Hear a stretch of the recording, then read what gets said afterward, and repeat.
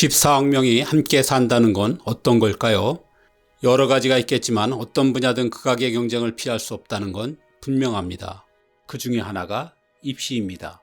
우리 역시 입시 지옥이라 할 정도로 악명이 자자합니다. 하지만 인도에 비할 바는 아닙니다. 특히 인도 공과대학의 모든 걸 거는 인도의 입시는 오늘날 인도가 처한 현실을 많은 부분 시사합니다. 우선 IIT란 약자로 흔히 쓰는 인도 공과대학에 들어가는 게 얼마나 어려운지부터 이야기해야 할 것 같습니다. 인도의 고등학교는 대략 14만 개입니다. 그럼 전교 1등이 14만 명이란 얘기입니다. 이들은 모두 IIT에 들어갈 수 있을까요? 어림도 없습니다. 매년 고등학교 졸업생은 1200만 명 정도입니다. 여기에 재수, 삼수생을 더하면 입시생이 적어도 1500만 명 이상입니다. 이 중 인도 공과대학을 들어갈 수 있는 사람은 13,000명뿐입니다. 이마저도 캠퍼스를 순차적으로 전국 23곳에 열면서 계속 정원을 늘려온 결과입니다. 지난해 IIT의 1차 시험 지원자는 110만 명 정도였습니다. 이들은 수학, 물리, 화학으로 이루어진 2차 시험도 봐야 하죠. 이 시험으로 1등부터 꼴등까지 순위대로 자기가 원하는 대학, 학과를 선택하게 됩니다. 그런데 독립적으로 신입생을 선발하는 인도 공과대학의 전국 캠퍼스에서도 세계적인 IT 업계가 모셔가는 명문 중의 명문이 있습니다. 1951년 가장 먼저 문을 연 IIT인 카라그푸르와 뭄바이, 첸나이, 캄푸르, 델리에 있는 인도공대입니다. 이 중 델리 캠퍼스는 우리나라에서도 크게 인기를 얻은 인도 영화 새 얼간이의 배경이죠. 이 5개 학교의 신입생을 합치면 고작 3,000명 정도입니다. 게다가 가장 인기 있는 학과인 컴퓨터공학과로 범위를 좁히면 정말 경쟁률은 극악 그 자체입니다. 경쟁률뿐 아니라 시험 수준도 사악하기 이를 데 없습니다.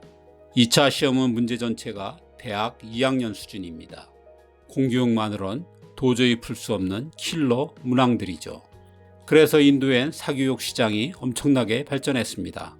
단언컨대 학원 산업은 압도적으로 세계 최대일 것입니다. 학원 도시라는 말을 들어본 적이 있을까요? 우리나라는 아파트로만 이루어진 분당, 일산 같은 신도시가 있지만 인도엔 학원으로만 이루어진 도시가 있습니다. 인도의 수도인 뉴델리에서 남쪽으로 500km 떨어진 코타가 그 대표입니다. 1980년대만 해도 코타는 인구 10만 명의 작은 마을이었습니다. 옷감 만드는 일로 간신히 먹고 살던 인도의 흔한 동네였죠. 그러던 중 쿠마르 반살이라는 엔지니어가 고향인 코타로 내려와 과외를 시작했습니다.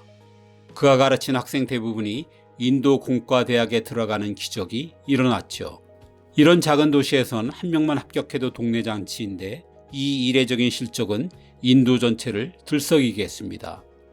그러자 반살에게 과외를 받으려는 학생들이 몰려들었습니다. 그가 차린 반살 학원엔 수강생이 수만 명에 이르렀죠.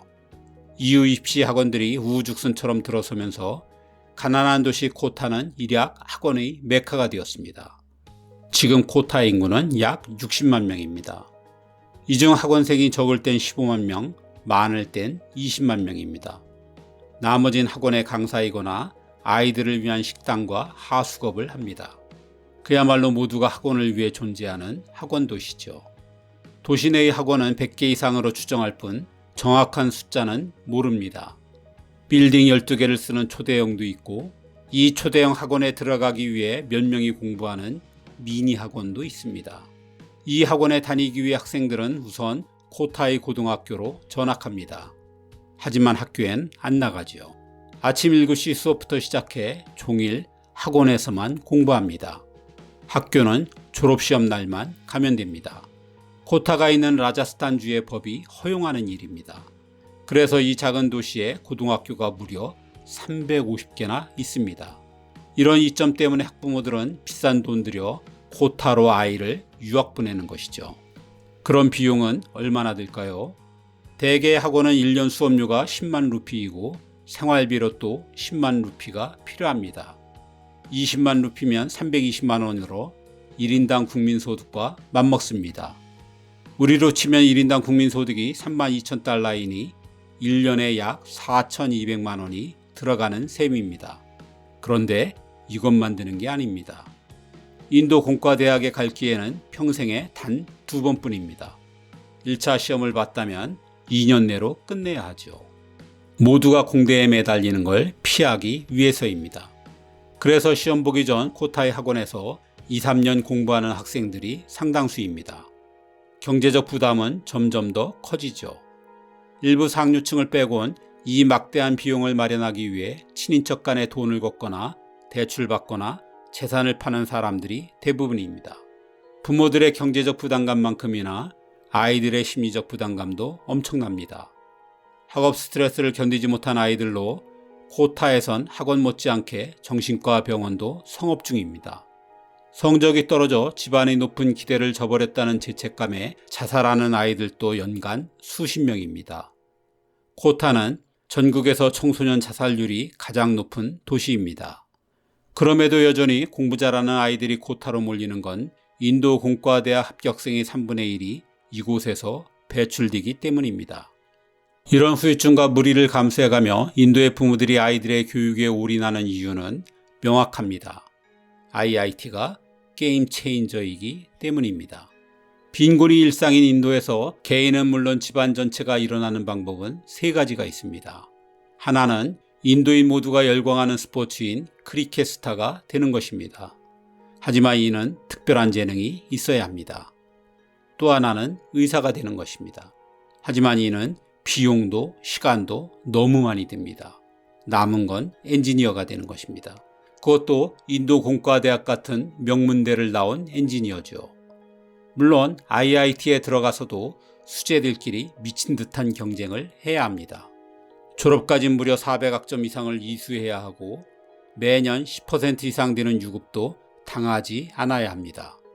이렇게 살아남은 자에겐 누구나 꿈꾸는 화려한 보상이 주어집니다. 졸업 시즌만 되면 IIT의 캠퍼스를 직접 찾아 인재를 구하는 빅테크 기업이 구글, 마이크로소프트, 애플, 인텔, 아마존, 테슬라, 엔비디아 등 300여 곳이나 됩니다. 일부는 3억 원 이상의 연봉을 제시받기도 합니다. 우리로 치면 40억 원 이상의 가치입니다. 이 정도면 인도 부모들이 전 재산을 걸고 모험할 만한 이유가 충분하죠. 특히 2억 명에 달하는 불가촉천민 출신이라면 더 말할 것도 없습니다. 요즘 인도에서 공대의 인기는 의대를 넘어섰습니다. 엔지니어 되는 게 의사보다 돈도 적게 들고 선발 인원도 많아서만이 아닙니다. 의사는 인도에서만 일할 수 있습니다. 하지만 명문공대 출신의 엔지니어는 고액을 받고 미국에 갈 수 있습니다. 그 다음 자신을 후원한 가족과 친인척을 차례차례 미국에 이민시켜 신세를 갚는 것, 이게 인도 공과대학을 가는 궁극의 꿈입니다. 이렇듯 명문공대는 빈곤에서 벗어나고 신분을 상승시켜주는 사실상 인도 유일의 사다리입니다. 학원도시 코타는 이런 야망에 불타는 학생과 학부모들을 사다리로 인도하는 역할을 하죠. 하지만 이들은 극히 일부일 뿐입니다. 엘리트 위주의 인도 교육은 맨 앞 2줄만 가르치는 시스템이라는 비판을 받습니다. 반면 매년 사회에 첫발을 디디는 천만 청년의 상당수는 부실한 공교육으로 나눗셈조차 하지 못합니다. 기초학력조차 갖추지 못한 이들이 인도의 성장 잠재력을 갉아먹죠. 그래서 IIT는 인도 사회에 만연하는 양극단을 드러내는 인도에선 전혀 새로울 것도 없는 사례 중 하나라고도 할 수 있습니다.